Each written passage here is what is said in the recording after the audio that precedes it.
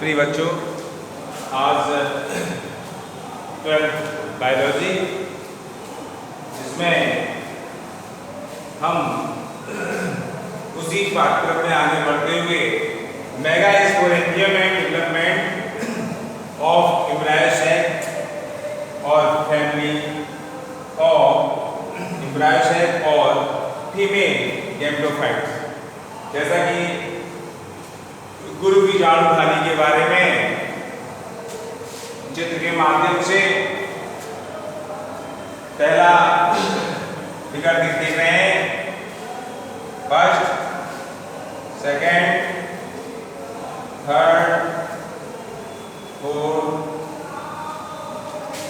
Fifth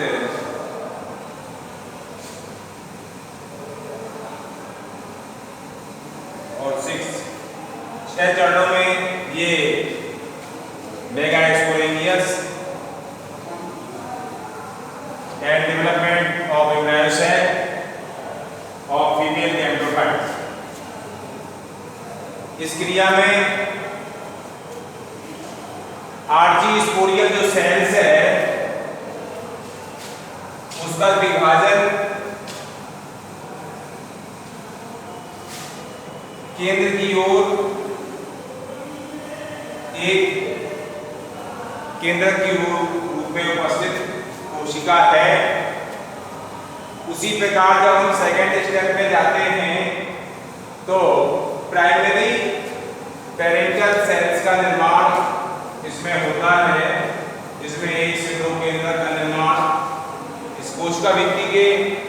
मुख्य शिखर पर द्विकेंद्र की संरचना होती है। उसी प्रकार आगे बढ़ते हुए थर्ड स्टेप में पेरेंटियल सेल्स का जो प्राइमरी स्पॉन्जिनस सेल्स का भाग है वो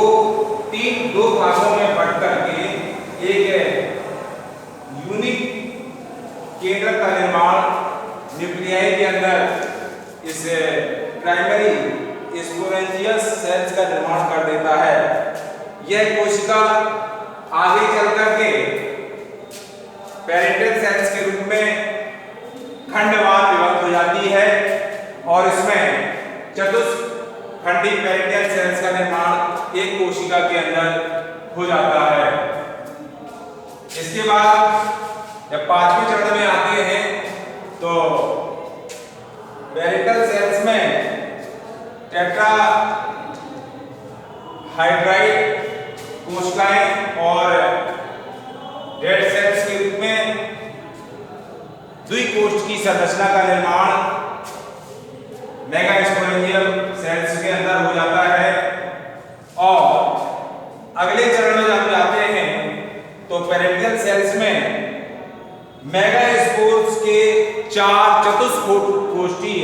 संरचना के रूप में केंद्रकों का निर्माण हो जाता है। तो ये क्रिया मेगास्पोरेंजियस सेल्स की, जिसमें उसका डेवलपमेंट और एम्ब्रायो सैक और हम कह सकते हैं फीमेल गैमेटोफाइट्स का निर्माण करना, इन चित्रों के माध्यम से आपको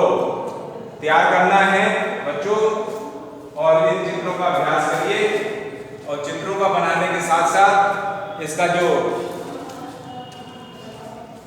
नामांकन कार्य है वो इंग्लिश के माध्यम से ही उसकी पुष्टि करें। ये मेगास्पोरेंजियस यानी गुरु बीजाणुधानी की संरचना के रूप में ये आपको बात बताई गई है, इसको नोट कर लें और इसको तैयार करें।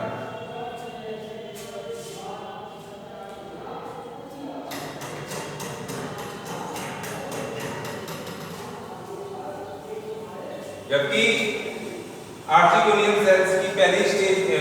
आर्चिस्पोरियल सेल्स की पहली अवस्था में ये देख रहे हैं आप, इसकी लेयर कोशिका के द्वारा जुड़ी हुई संरचना के रूप में पाई जाती है। इसी कई भागों में बटी हुई संरचना के रूप में कार्य करती है,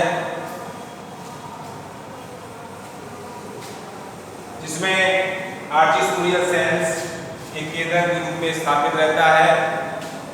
यही पे उसका विभाजन की क्रिया के पश्चात होने वाली प्राइमरी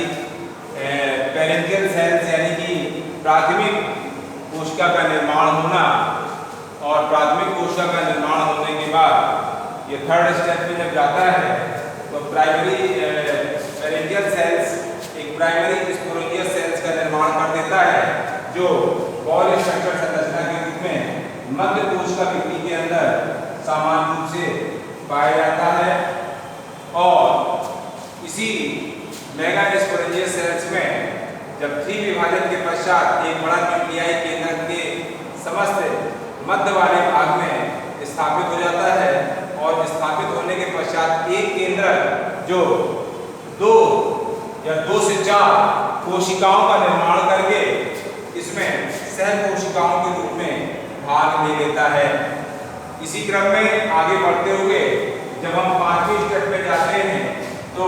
पेरेंकियल सेल्स की टेट्रागोनल संरचना ऊपर शीर्ष वाले भाग पर मेराशय के शीर्ष वाले भाग पर कोशिका की समस्त क्रियाओं को संचालित करता रहता है, और इसके पश्चात इसमें जो डेड सेल्स के रूप में कोशिकाएं हैं वो द्विकोशिकी संरचना के रूप में है, और 6वीं संरचना जो पेरेंकियल सेल्स के रूप में जहां पर 4 मेगा स्पोर्स का निर्माण हो जाता है, यानी कि चतुष्कोणीय संरचना का निर्माण हो जाता है।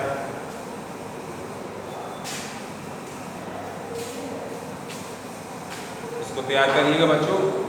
इस चित्र के माध्यम से इसकी संरचना पूरी तैयार करना है।